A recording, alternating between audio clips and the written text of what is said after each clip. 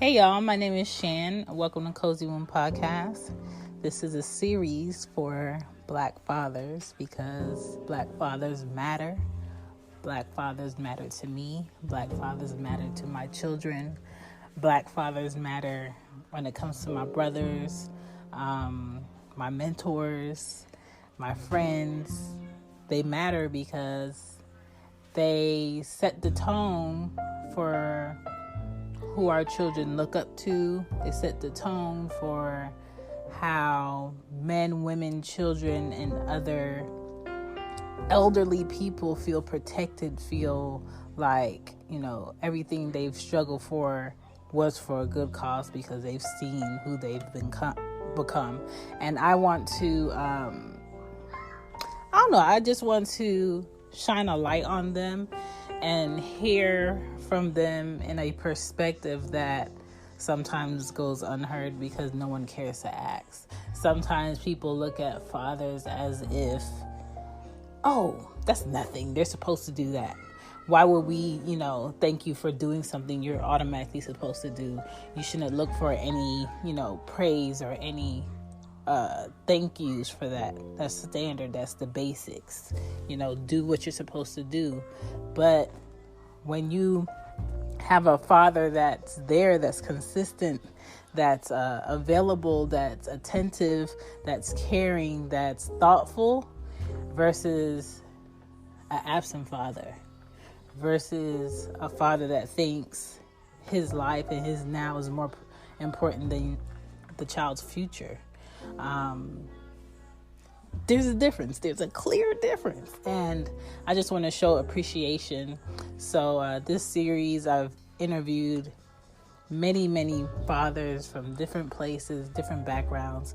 And I really just want to pick their brains with different questions. So thank you for listening to Cozy Womb Podcast, and I hope you enjoy.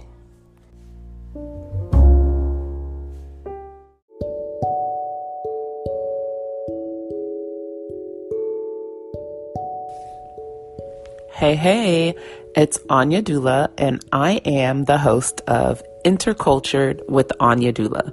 Intercultured with Anya Dula is a podcast that focuses on motherhood, culture, birth work, and travel.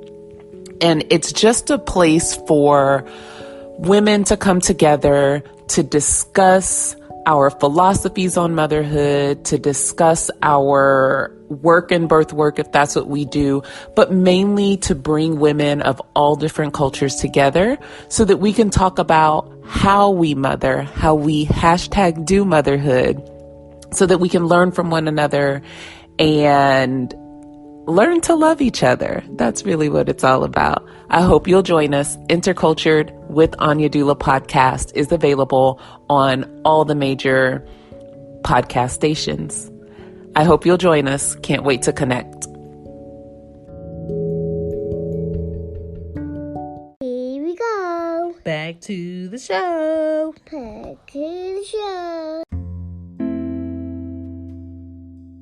This is episode 9 of Cozy Womb Podcast, Black Fathers Matter.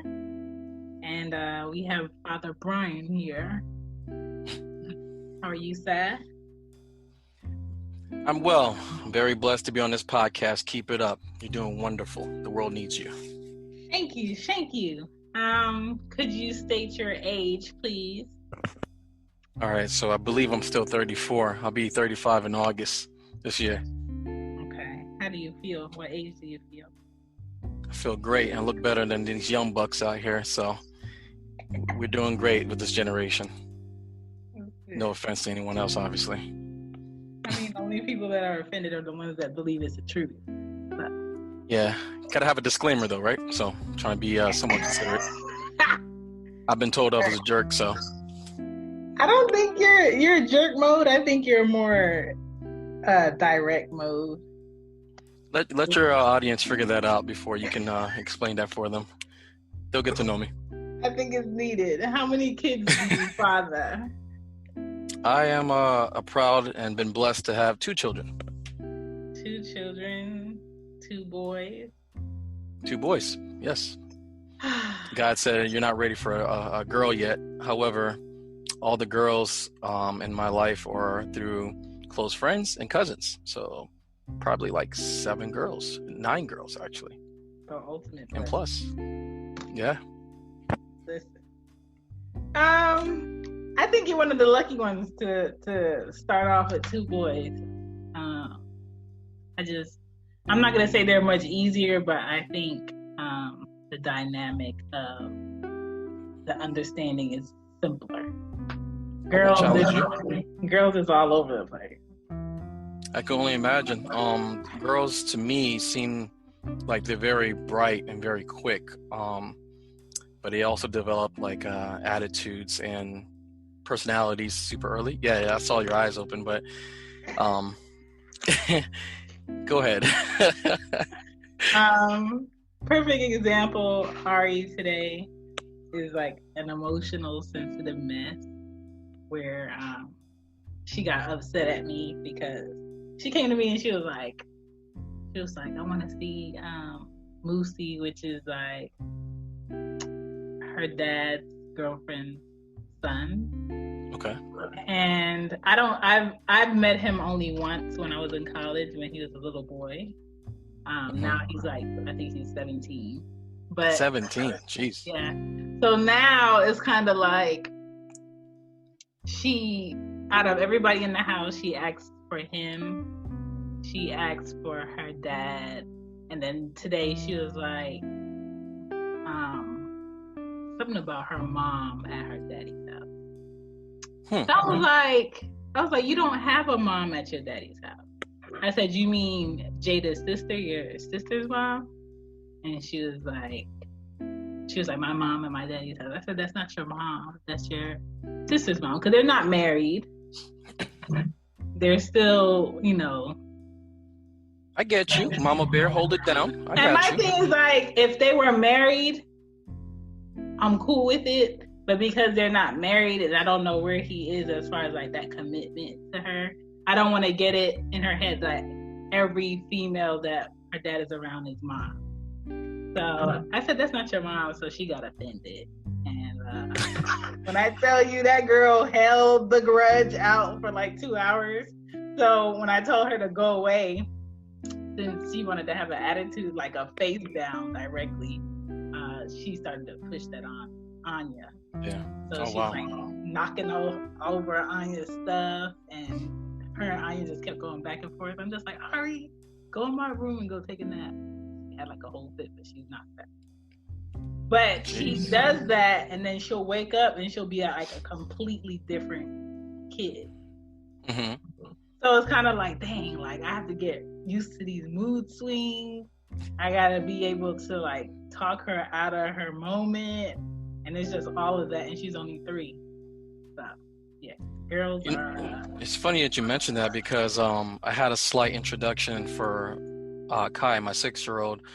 So some of his cousins have, stepmoms and different mothers and parents, and I helped him grasp that because earlier he was like, how can they have 2 moms and 2 dads? So I was like, man, this is some early shit for kids, man. So I was like, all right, got to start breaking this down a little bit. So, as of now, he understands like his cousin has 2 moms and they alternate over the weekends or whatever. So there's no confusion. There's no anger. I'm sure his cousin had questions like that too, but I can only imagine you, because I know for a fact that if the parent is absent though, then I would say that's okay for that person that's stepping up to get that role if they are indeed doing what they're supposed to do. Key example is my friend Brandon. He had 5 kids, and the wife brought 2. Yeah. But he took care of those 2 like it was his own, and they call him dad throughout life. So to me, I thought that was pretty dope. But in your situation, that was kind of like some type of prideful thing that Ari had, and she's really, her personality is really strong. So yes, and I'm not knocking. Like I know that his girlfriend does like mom things for her. Yeah. Which I always told her like, thank you for washing her clothes, thank you for doing this. But I feel like because me and her dad had a conversation when she was like, I want to say like 6 months. He was like, well, I wanted to ask you, like, what is Arya supposed to call Kia? And I'm just like, I don't know. But that's not her mom, so she's not gonna call her mom. You guys are. What about the flip side, though? If you had a man in your life and his daughter was calling him dad, would he take offense to that too, or would he say it differently? He would, and rightfully so. But I would never have someone I'm just dating living with me, first of all, and I would never have someone that I'm just dating being called dad. Like, even, okay, let's say both of their dads, they're different. Anya doesn't call Jason dad. Never have, but he's been around her, which is Ari's dad, more than her father. And has done more for Anya than her father. But at the same time, I've never allowed the dad mindset to get into Anya, like, that's your dad, that's not your dad. Okay, flip side is there can be no communication between me and Arya's dad.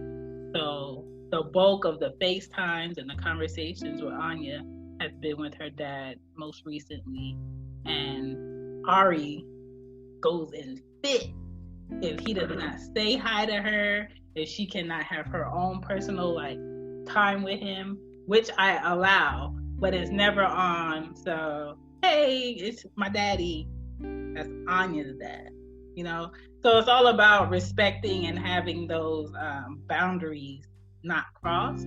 But if I don't know, I can't speak for what he's doing in his house, but yeah, there has to be some type of respect boundary as to who is what, and being honest. And between you and your girlfriend, you should figure out what she's comfortable with. I don't want to disrespect her.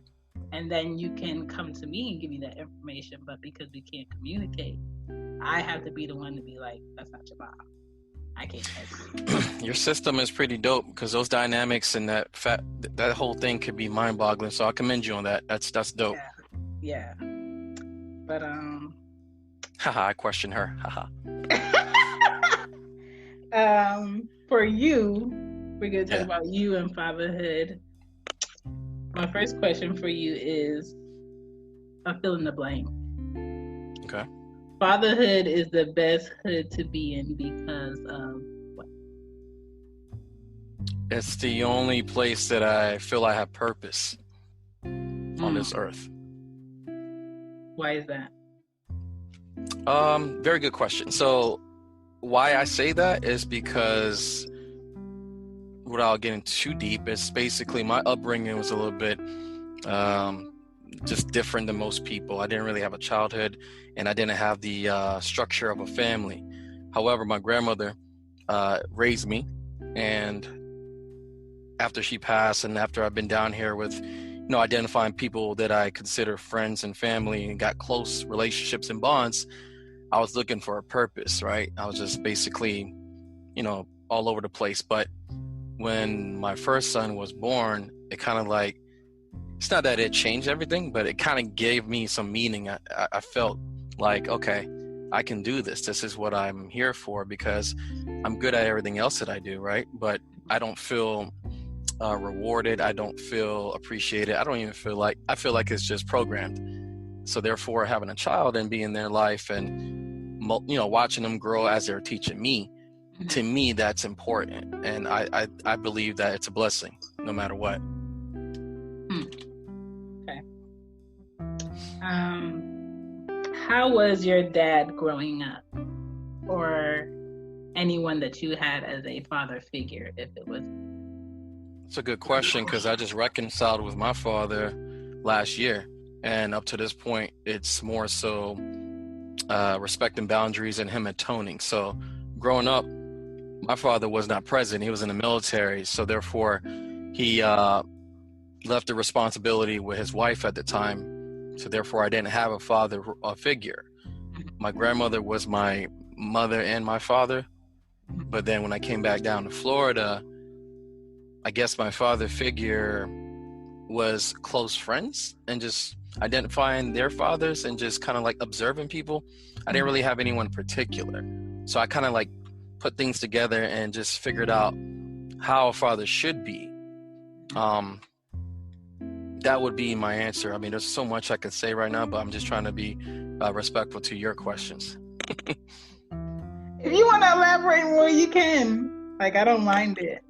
I mean, it goes to a certain point where when I talked to my father last year, I called him out on a lot of bullshit. This was like my last attempt to like patch up anything because the structure was just really bad. There was a lot of gaming, a lot of psychological, a lot of physical, a lot of abuse that was going on, a lot of mental illness. And essentially I told him, you raised your daughter, my sister, very well because you didn't do what you did with me and my brother, who were polar opposites. My brother's in and out of prison. I was selfish to a certain point in my life to where I decided to break cycles. So I found the courage to tell him and say, hey, you fucked up. And this is what we could do to move forward if you're willing to move forward. And he apologized for like everything.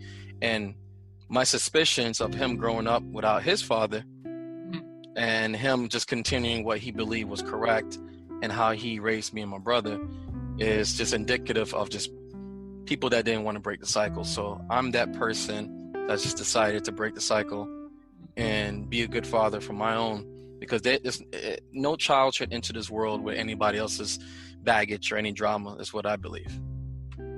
I agree. Is your sister younger than you? My sister on his side, she's younger than me. And I have sisters, one sister on my mother's side that's younger as well. And she's brainwashed to one on my dad's side because everything he's taught her. And I told him this recently. I said, listen, I know you're trying to move forward, but your past has an aftermath. There's a lot of repercussions. So this person here may think that I'm somebody that I'm not. And I've tried to patch things up and say, hey, let's have a relationship. Let's introduce you to your nephews. She don't want it. Yeah. When you do that, both people have to want to for the right reasons. And if, you got one person that's willing, one person that's not, you got to just let it. Yeah, absolutely. I'm not gonna lie, it did hurt because I'm like, I remember her when she was a child, and then now it's like a big gap. So I told, it's also the responsibility of my father. Like, there's accountability on those two parties right there. Other than that, it's not even with me anymore. It's more so I was willing to like bridge that gap, like you said, and move forward. But these two have things to work out. You know what I'm saying? Yeah. Living in your truth is essential, especially if you want to have like a clean slate. Like you can't apologize and then your actions don't show that you're trying to create a good standing. I say that about Starbucks. Bow! Black power. Speak on it. Oh man. Let's see. How do your kids make you feel appreciated? Man, 6 and 2 years old. They do things in their own ways. Half the time I'm like, man, these guys don't appreciate shit. Ungrateful. And I love them, but I'm just like, but they do show you signs. It's unique. They're like Sour Patch Kids, right? They're like all over the place, but they find ways to like show you they appreciate you. So my youngest will say good night and kiss me and be like warm, and he's a solid guy. He's like Ari, just knows what he wants, but he's also a very polite and lovable kid. My eldest is very sensitive, and it's like he's spoiled, right? And I try not to spoil him anymore, but he'll show things about appreciation, like the little things. He'll come next to me when I'm working on a car and I'll teach him some things, and you can see in his eyes that he is very happy to have a father. Even a person like me, like I used to go to the school 3 times out of the week, like Billy Madison. And it wasn't for me. It was his people and his community. And I wanted him to feel like I belonged to it. And he was so proud. And I swear, I wish, if I didn't do that, I feel like my kid would have been like a shy kid. You see what I'm saying? So it kind of helped his personality, but his way of saying, he's like a thug, man. He won't tell you, but you can see in his eyes that he appreciates you. And there's some times where he's like, Dad, I love you. But it's like because I gave them something. I'm like, get out of my face with that. Love you too. Mm-hmm. Yes. I try to go against the grain of that because my mom, you already know, like she's super loving and always showing. And I think for grandkids, saying it is no problem. Yeah. But for us, I don't ever remember her verbally telling us that. So I go out my way to make it a point where I'm just like, I can't remember the last time I said, to one of the girls that I love them, or I can't remember the last time I hugged them. And because both of them are sensitive in their own way, they'll do that to me. But because I grew up not used to it, sometimes I'll be like, I know. And then Anya will be like, why you say you know? Why don't you just say? I said, because it's a lot to constantly hear it and just be meaningful behind the I love you. It's one thing to just say it because it needs to be said, but it's another thing to like mean it. So I'm constantly like battling with that. But even with you showing up at school, I think showing up at school and showing up on like field trips and outings with like your kids around other kids, it builds their confidence to a point where they feel like, I have a dad, showed up, he got my back and he's here and everybody can see I have a dad, and I feel like I have more support. So I feel like I can stand up in what I do and what I say more, and I don't have to be insecure about someone telling me what I do and I don't have. I appreciate that. I mean, it's a pro and a con, because when I go there a lot, you might have other kids that are like, where the hell's my dad? So I'll talk to those boys as well and be like, hey, your pops is working right now. I'm sure he would want to be here. So I'm like supporting them. I want to touch something that you just said. Nobody's ever told me that they love me as a kid. My grandmother is the only person that showed love, right? But I've never heard that from anybody until like relationship time. So when it comes to like the boys, I'm not scared to say it, but I say it in my way. I'll be like, I love you, man, or give you a hug and whatever. And Kumar, my 2-year-old, he's lovable, but I found that relationships, it was kind of tough because it was hard to embrace people, and let them in. But nobody's ever told me that growing up, which it's really strange. That's why I wanted to break that cycle. That's important, because you don't want your kid to like leave your house whatever age they leave your house and try to figure out like, what is that love like? Or people say it all the time, but what is it? I don't want them to figure out what it is outside my house. I want them to be like normalize it. Like, it is okay to hug on your sister. It is okay to hug on family in the house in this way. Me telling you you're wrong and disciplining you is also me loving you, like showing them love on all levels and telling them. And instead of me just, getting on them about doing something wrong, and it's just like, go into your room, or it's like you got a whooping, or it's like you're doing this today and not what you want to do. I actually explained to them, I did this because I still love you no matter what. Like, parenting has a lot of talking, don't it? Yeah. It's like you have to explain everything as to what's happening. And I'm the same way. I think you and I are alike, because I'm not just going to voluntarily go off the handle. I might talk to my kid a couple of times, and then I'll ask his mother, like, if you see me get to a point, can you jump in? Because it's a partnership, right? So with me, if my son does get in trouble, I'm gonna be like, you know why you're in trouble right now, right? This is, and I'll let him answer me, and he'll tell me the same stuff. Well, I was being bad, and I'll be like, okay, so we're going to avoid this by doing this next time, but this is this is the consequence or whatever. So you and I are alike for sure. Yeah, and you can always tell kids or adults whose parents never did that, because when they have that 3-month meeting at work with their manager, and their manager is saying like, okay, you did these 3 things or 5 things good over this period. What we need to work on is this. If they having a whole meltdown because someone is telling them something they can work on to make better, Yeah. then you didn't, as a parent, you didn't have enough discussions with them on how they can improve themselves before they got to adulthood. And then what happens is an adult manager or somebody in HR has to deal with the fact that their parents didn't do the work. So thank you for doing the work. I'm doing the work on my side. Thank you for doing the work, because I want to applaud all teachers too, because they have to deal with parents that are not disciplining their kids or raising their kids. Shout out to the teachers listening to the channel today, podcast. Yes. Well, I think a lot of parents got a taste of that for these last 3 months with them not being able to go to the classroom, and they had to step in and do it. I had a taste of it with Aria because she's a completely different learner from Anya. Anya actually likes learning, and she doesn't need a lot of direction. Aria is like, I show her a card, she's asking me what it is, and then she's playing or she's doing something else.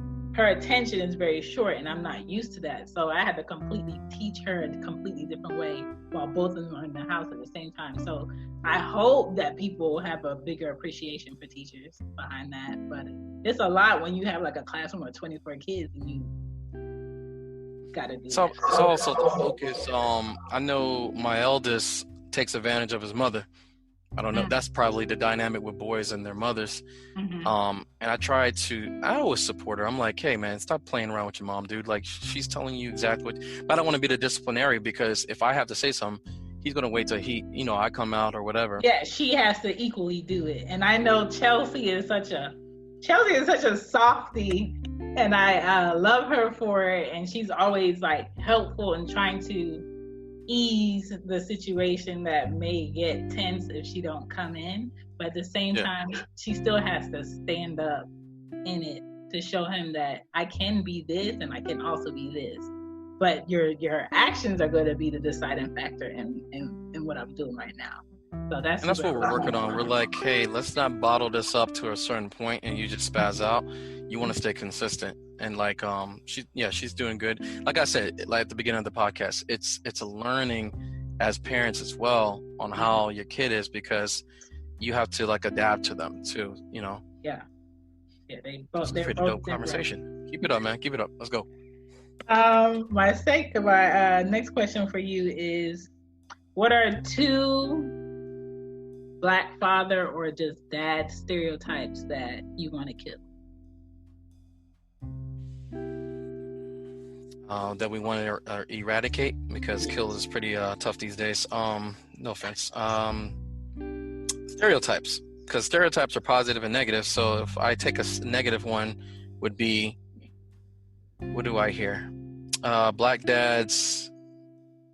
I try not to listen to the noise, but I know statistically, or whatever they try to present in the media, is that they're always in prison. So that is actually factual, because of the systematic oppression.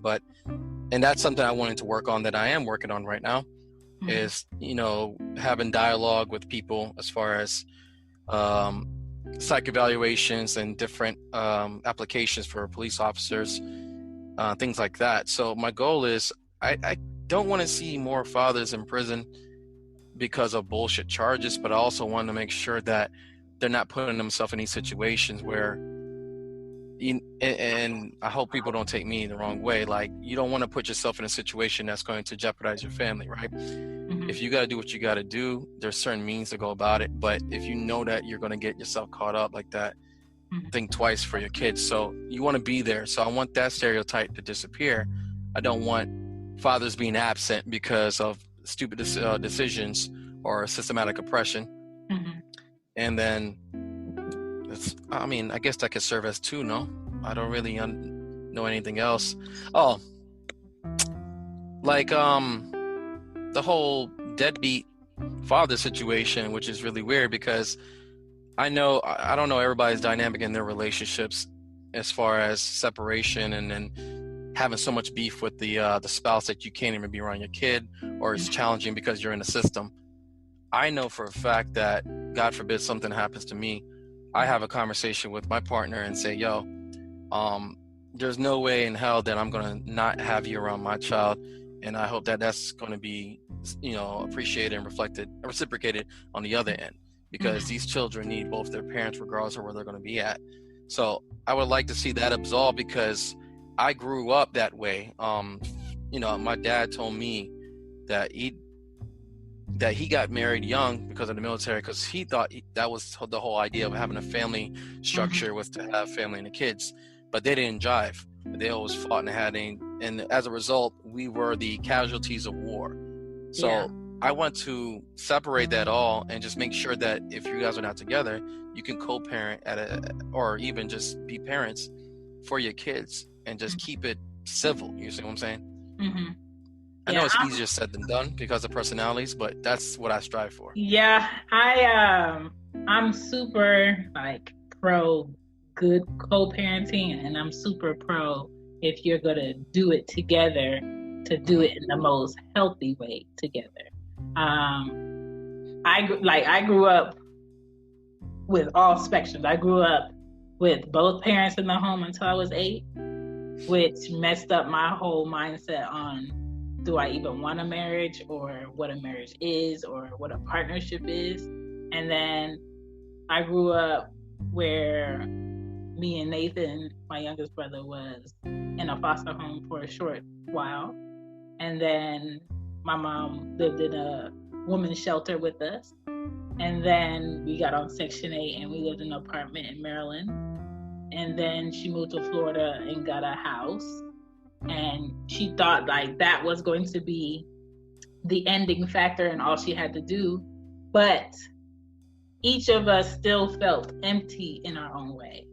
For what reasons, I can't speak for all of my siblings, but I know me personally, I didn't feel like I had two parents. I felt like I had a mom figure that did mom-like things in the house, that was the person who legally could sign documentation. But when it came to feeling supported, when it came to feeling protected, when it came to feeling like, oh, my mom is here, you can't do X, Y, and Z to me, I never felt that. So I basically had to become my own parent from I want to say 12 to when I went to college, even though my mom was around. And my mom was good at shutting down when things really mattered and not showing up when she needs to step into that disciplinarian mode.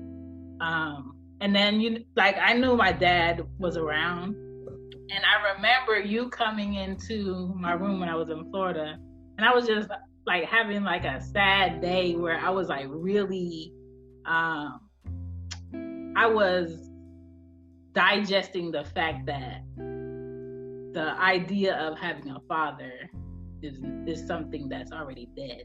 So at 15, at that age, that particular day, you had came in and you gave me a brown sugar movie poster. And I was having a horrible day because I'm just I really have to eject this person that's a part of me out of my system for my benefit. And I killed him mentally in my mind as a father because he allowed his ego to rule what relationship we could have. So he was one of those fathers that felt I know you know my number. You need to call me. I don't need to call you. You want to talk to me, you call me. You want to find out stuff, you question me, but I'm not looking for you. I'm not, nurturing this relationship to happen. And I'm just that doesn't feel like that's what a father is supposed to do. So, because there was no father figure around me at that time, I'm just well, forget it. So fast forward, when I was 18, he passed away. And my aunt told me on my way to go into class, I was in college at the time, I was in Atlanta, and she was like, are you going to the funeral? I was like, no. And it wasn't no moment of grievance. It wasn't I need to think about it. It was just no. And my whole thing is, no matter if you're with a father, no matter if you guys are together but you're having issues or you're getting a divorce, a father needs to be with their child equally, just like you're with your child as a mother. Even now, the only reason why there is no communication is because a judge stated there cannot be any communication between me and Arya's dad. And I still feel bad about that, even though it wasn't my doing. But I still make him cards for his birthday. This Father's Day is coming up. The girls have always done a project for Father's Day for him, regardless of if me and him have any personal issue. And I don't believe in, holding kids hostage from the other parent, because your child is going to grow up with an issue with men, and that's just not fair. So,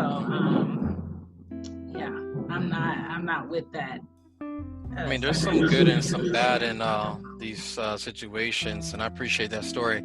I've known you for a long time, and you've really consulted me a lot as well with my own personal dealings. I try to embody what I believe is right for the boys and for my godchildren and my nieces. So, like, my brother is a polar opposite, and how I see it is, God has given this guy a lot of opportunities, but since he's a little bit more damaged than I am, we suffer from alienation and leveraging children, and it's like, I would never see myself do that. I feel like that's evil, but I know that he's doing that personally, and I can explain to you, for the past year and a half, I try to be present in my niece's life. I have a 9-year-old niece and a 3-year-old, and it took me a year and a half to reach out to the mothers, build relationships with them to where they're comfortable, because one was a little bit scared and damaged because of this guy. And it's like, I solidify these relationships for the boys, but also to show them that they have love. That's the key term here.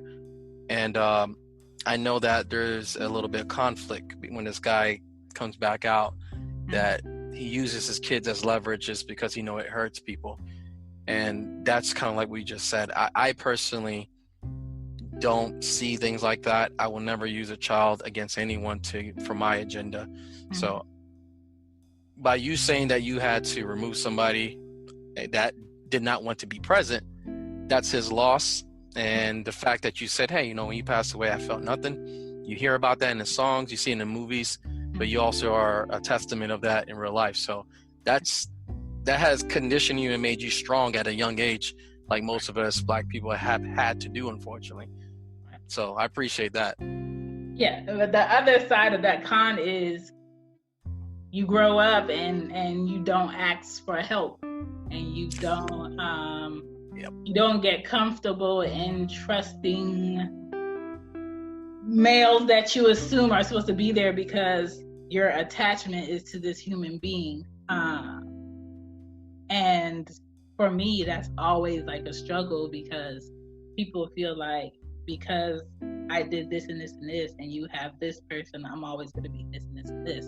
And then when you have a blatant example of that didn't mean anything, so it doesn't mean anything to me now, you're going to have to show up in a different way. It's super frustrating. So I deal with that. My mom always says, like, you're mean. And I said, I'm not mean, I'm just direct. I like to address a possible issue before it comes to a head and it's the issue. And my mom is very like, let's not talk about it and let's hope that it goes away. And I'm like what you said. You said that you're direct. I don't sense. I mean, yeah, I get how you are. I don't think you're. I think I'm misunderstood. And maybe you could be at times for people who may not know you. It's misunderstood because I'm damaged goods. Okay, I come into terms with a lot of this a couple years ago, but I'm healing. I'm accepting and I'm learning, and I'm trying to meditate. So when I come across a stranger, I put money, if you do a poll, if people listen to this at the beginning of the conversation, well, this guy's a dick. But when you understand the person, you understand that there's certain guards and barriers that they put up because of that. Yeah. I think everything you do is, to me, I understand it. I mean, I agree with everything, but I understand it. Yeah. And I try to do it in a way where, if you want to ask me the why behind what I do, I'm always willing to share it with you. But not everybody is concerned about the why behind what you do. They're more concerned with what it looks like. And I've never cared about what it looks like. Message. That is like never been my thing. But it's super important to be present. Always the end goal, regardless, because your kids are going to form their ideas of who their dad is, who their mom is, who their aunt, who their uncle is. You don't have to do it for them, but it is your job to protect them. So if you feel like, you know, their uncle might not be in their best interest of safety, you may protect that until you feel comfortable in that space being safe. That is your obligation as a parent.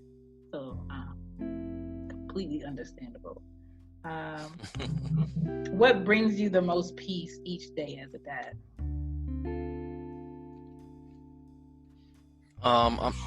You see little man trying to wake up. I'm happy, and gives me peace when I know that my kids are being kids. They get to grow up being kids, even though the world's so really effed up right now.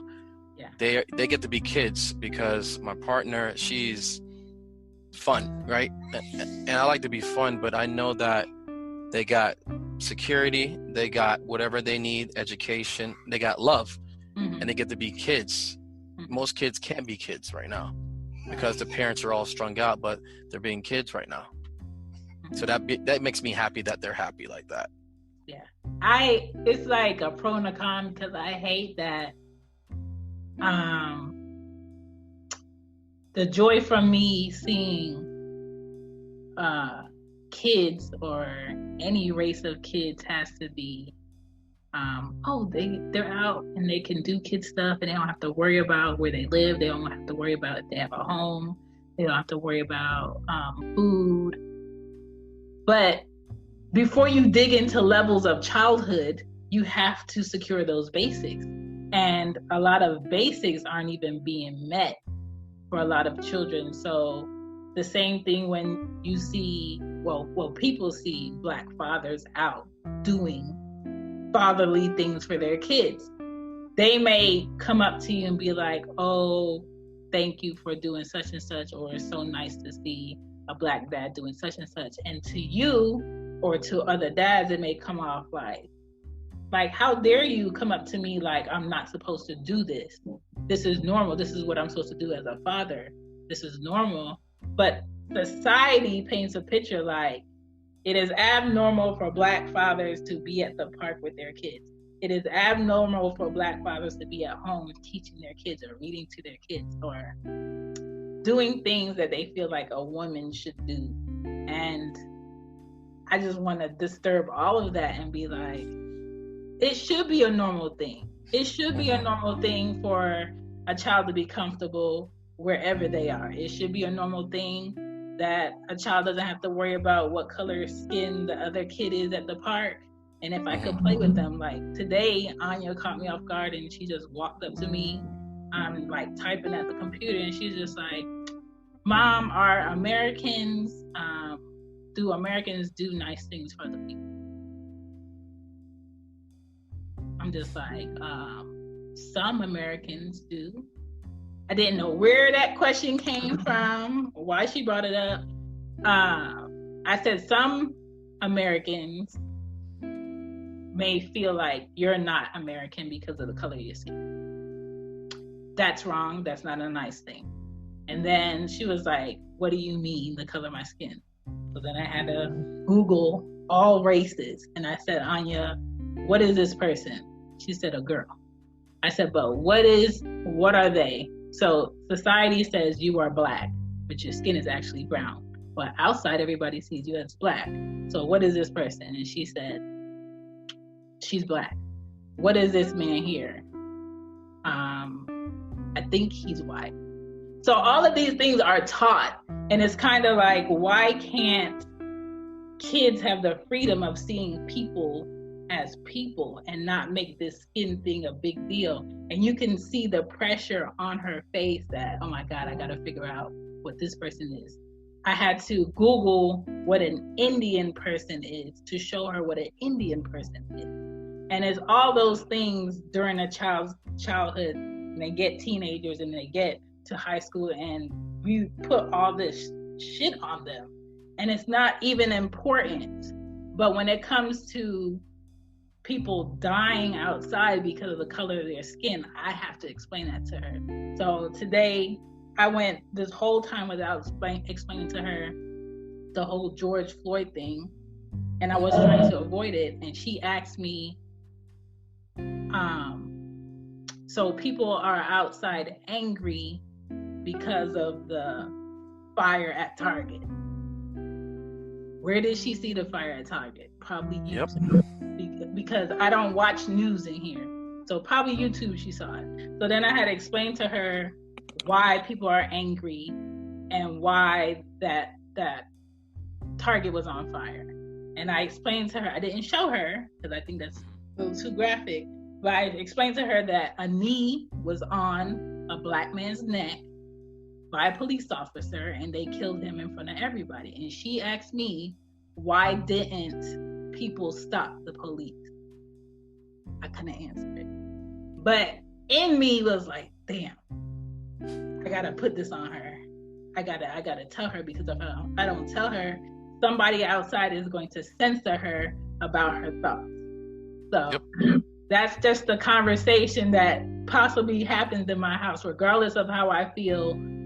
I'm trying to protect her from adult information. Your kids aren't dumb.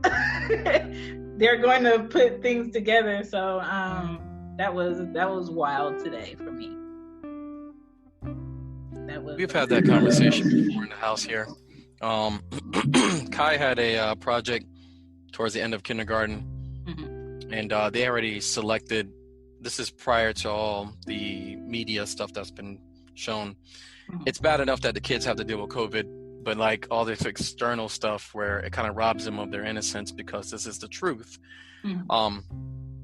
He did a project on community involvement. So it was like a police officer. In his mind, he looks at Paw Patrol when he was younger. He's seen them at a school. He thinks that they were supportive and all that stuff. Yeah. So internally, I was kind of pissed, but I was just like, you know what? He's already made this idea with his mom. He's innocent. I'm gonna let him do this project. And I got to find a time to communicate to this guy slowly, in increments, because I'm not going to rob my son of it, and also going to instill trauma in him. But I know that for a fact that he's really sensitive. So my thing is, I do break down to him that there's good and evil. There's some bad people. I do correct him from what society is teaching him in the school, such as Indians and stuff like that, which I was kind of pissed off. I was like, yo, these are natives, politically correct. And I explained him about different cultures. And I also told him, I said, man, you're comprised of multiple cultures as well, but they're going to see you as being black regardless. So you need to embrace your culture. So I start that early. And I talked with mom, and I said, there's going to be a point in time that I'm going to have to break this stuff down to him, but I don't want to overwhelm him, because you see what's going on in the nation right now. Everybody is either tired, spent, frustrated. Even people that are not black are just tired and overwhelmed. I don't want to cause that for my kid to change his perception of everything. You know what I'm saying? Yeah. So I got to let him be a kid at first. Yeah.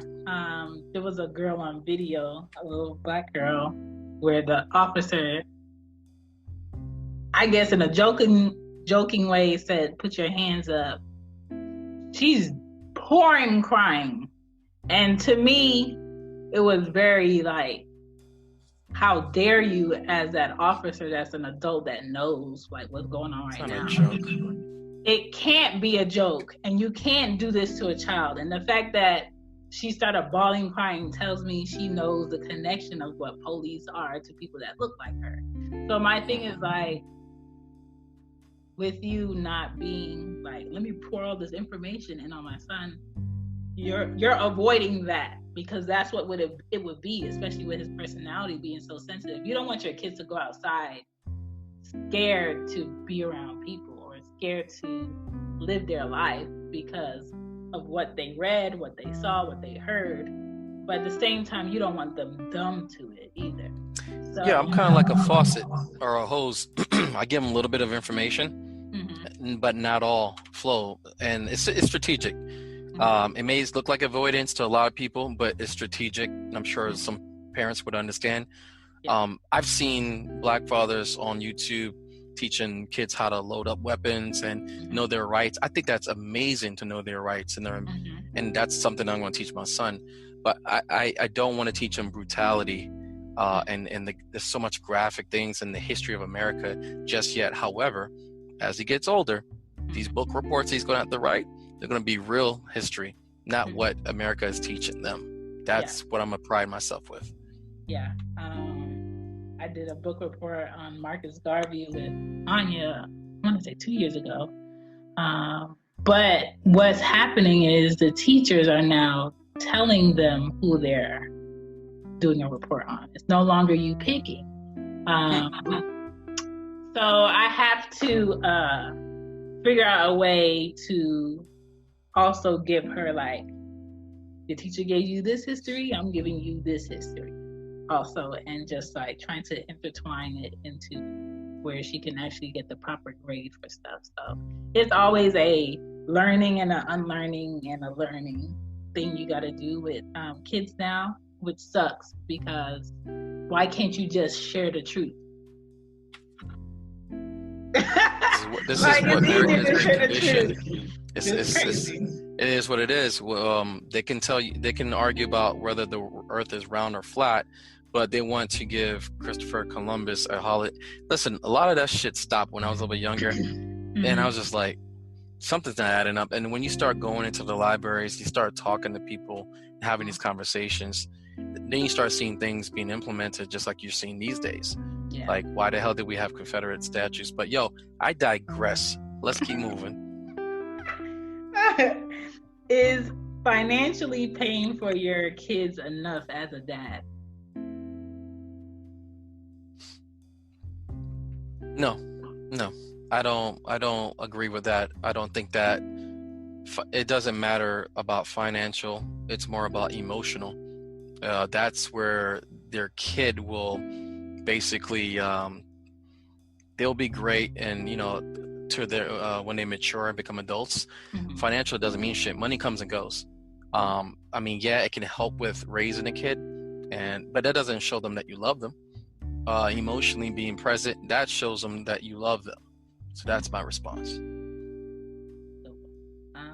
What 3 things should a father never do in front of his kids?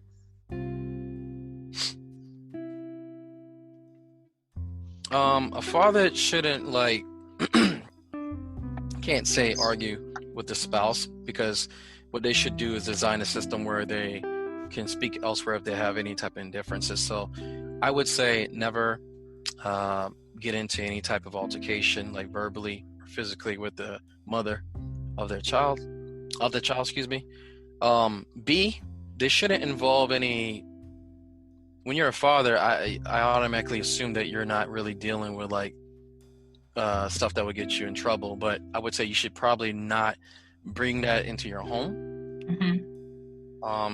Damn, this question here: what you should not do around your kids. And I would also say, never act like. Don't ever show off like you can't fail, right? I would say it's okay to fail. Yeah. But it's okay to learn from your mistakes. I think that's the most important thing, besides the arguing with the spouse thing. Those 2 things right there are important. The middle one you can omit. It's going to be not showing them that, it's not okay to fail and make mistakes. Super important. I was putting out trash before I came on with you. And Anya was like, man, she was like, you know so much more than me. You're smarter than me. I said, I'm not smarter than you.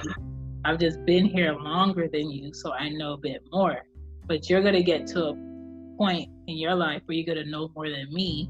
It doesn't make me smarter than you. And I told her, I said, when I was your age, I used to think that my mom was a magician. Like, there's no question I could ask her that she didn't have an answer for. And I used to think like she was better than Webster's could ever be. And then it got to a point where I began to ask her questions that she didn't have any answers. And then it started to dawn on me that my mom is not this immortal idea in my head. She's a human being, and some things she does not know. That's why parenting is always a learning thing. That's why adulting is always a learning thing. And one day, if you ever catch yourself getting to a point where you don't want to learn anymore, make sure your kids aren't around to see that, because then they're going to feel like, oh, I got to a point where I know everything I need to know, and that's not true. So it is very like what you just said right there. I told my son, yo, you know, you said the same shit that I said to him, but I told him before, I was like, dude, you taught me something, like, that's impressive. Like, I showed him that he teaches me something, and he goes with that now. He's like, hey, Dad, did you know this? I'm like, well, yes, I knew about that, because I don't sugarcoat it. When I got my my degree, I didn't. It's hard to explain. I don't really believe in the education program here, but I got my master's, right? And I did it because anything I start, I finish. And I wanted to show Kai, yo, when you start something, you want to finish it. And I show him, I say, listen, these are the fruit that you get from what you're doing here. Look at it. I got a 4.0. I'm showing you, they're giving you rewards, and Dad needs this for potential promotions and opportunities.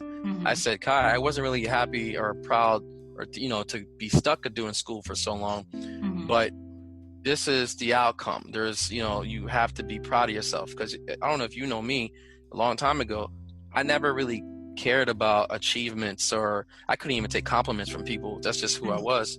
So instead, as a parent, I'm showing him that it's okay to acknowledge your achievements, and it's okay to finish what you're starting. So everything you're saying right now is just basically aligning with me right now. Yeah, that taking compliments one is rough out here, because there's adults that don't know how to take a compliment. Women, I always go out my way to give a woman a compliment, and you can tell right off that she can't take it. I'm just like, hey, so much work to do. So much work to do. What's the best feeling you ever felt in fatherhood? Man, there's a lot. My kids' VPK graduation. I'm sure a lot of parents were probably happy when the baby was born and try to blink away a tear and shit when they're sleeping. Everybody's sleeping, and the thug in you just slipped away, and you're listening to Lion King and shit. Yeah. But my most proud moment was seeing my son doing some performance, like some Hawaiian stuff for his graduation, dog. Like, I had the baby in my arms, right, doing this shit while I was on the side, and I was like, oh, go ahead, son, go ahead. And then I saw him do his thing. Bro, I almost fucking died. I was just like, yo, this is beautiful. This is amazing. He's his own person. Right. I'm proud. Right.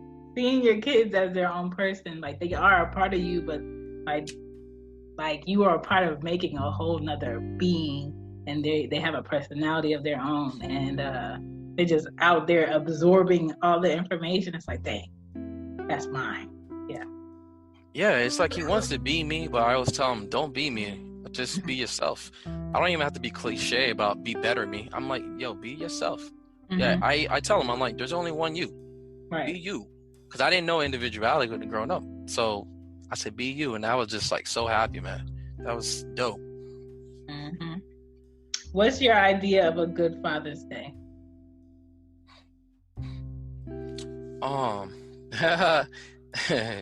Me sleeping. No, I'm joking. Good Father's Day. My culture, just who I am, I like people just enjoying themselves on days that are special to me. So, for example, a Father's Day for me that would be important is that my boys are having fun. They're in the pool, good food, good music, and everybody's enjoying themselves, because the Italian and Jamaican in me likes to see people happy. So I like to take the attention off of me and put on everybody. That way everybody's enjoying themselves and everybody's happy. So that would be important to me. Okay. That's why Chelsea can't give me shit for my birthday at all. What do you want to do? What do y'all want to do? Because I'm happy for y'all to be eating and chilling, Yeah. That's a common answer for a lot of the dads that I talk to, where they're pops. They said they want their kids around, having a good time. Because we're just unselfish, man. It's just important to us. Like, that's just how it is. Yeah. You worked full time, help raising your boys with their mom, and you cut out time for outings with the boys. And on top of that, you have your MBA. What 3 things helped that happen? My partner, Chelsea's been very supportive, even though it's been there's a lot of friction sometimes because there's a lot of dynamics involved as far as relationship, kids, learning, growing up. So big ups to her, that she's the priority right there, and I'm sure other fathers have good support system as well. My mentality, my mental healing is my second point. Because without me acknowledging things and understanding my faults as well as my good characteristics such as perseverance and dedication, I'm determined. That helps me go a long way. And then third, just having faith and a good, even though I don't have a big network of people, the people that are close to me keep me in line and give me some great feedback. Because yes, I could pay for therapy and stuff like that, but these people don't know me. I love the people that love me, that know me, that are not afraid to tell me, "Yo, Bryan, you're wrong." That helps me go a long way because then that helps me with my healing. Super important not to have yes men around, for sure. Well, scissors that, bro. Out of here. Your upbringing was difficult from how you raised your boys. Why do you make that your goal? My boys don't need to go through any of those hardships at all. They're innocent. They were brought into this world not out of hatred, but out of love. And when I die, I would like them to realize that their father broke a 3-generation cycle. He broke it just to make sure that these kids, these young kings, are able to thrive and move forward and prosper and understand love. I like that. It's corny, right? But it's real. It is real. What can everyone do to make fatherhood a better experience? I can't speak for everyone. That's a trick-ass question. What they can do, though, I know most people, most men, they find ways. As long as the men do it for their heart and they have the right, mentality towards their kids, and they make sacrifices and they grit their teeth, even for the women. If they grit their teeth and they work their way for the kids, that's very important. Sorry, it's been a long day, man. That question right there you need to repeat that to me because I like to talk out of my mouth. And I feel like I had something else to tell you, so you need to repeat that question. There's no cut, no edit. All right. I said, what can everyone do to make fatherhood a better experience? Cool. Yeah. If they're making it work for their kids, keep doing what they're doing, but always strive to improve. Don't be stagnant. Don't be complacent. You can achieve so much. Just keep doing it because your kids are going to just blossom and keep going from what you're teaching them and what you're loving. That's important. So keep doing it, but improve. Don't stay stagnant. Okay. I told you, I knew there was something I wanted to say. Last question for you. To be a great father or dad, we must do what? What should fathers do to be their greatest selves? You have to they have to identify opportunities, their weaknesses. So if you and acknowledge their strengths, right? If you know that you have a hard time showing love, maybe challenge yourself to show love in a different way. That way your kids and your partner would understand. I go through that personally. And I acknowledge your strengths. Like I told you earlier in the podcast, I don't care about how I appear at the school. right? It came to a point where these people wanted me to work there and be a black teacher because there's no men, there's no black people. And I enjoy the kids. I enjoy my son. So just, it don't matter, man. Fuck perception. Do what you feel good in your heart that you know that's going to work for your kids. And then if you see an opportunity, just keep working on that and challenge yourself. That's all I can say. Each day, man, it's one day at a time. I like it. I want to say thank you for being an exceptional father and being engaged and a team with Chelsea. Y'all do it good together, and congrats on your MBA. And I will always wish you the best, and I hope you have a happy Father's Day. I appreciate your podcast, and I will continue to support it. I always tell people at Apple, we have Black at Apple, over 500 people, and I let them know about the stream. But you keep doing wonderful, and I appreciate you for taking the time to acknowledge myself and other fathers. Although, me, I don't take compliments. So cheers to everybody else. And thanks for being a mom, Dad. You're awesome. Thank you. All right, guys. B. Peace. Bye. Bye.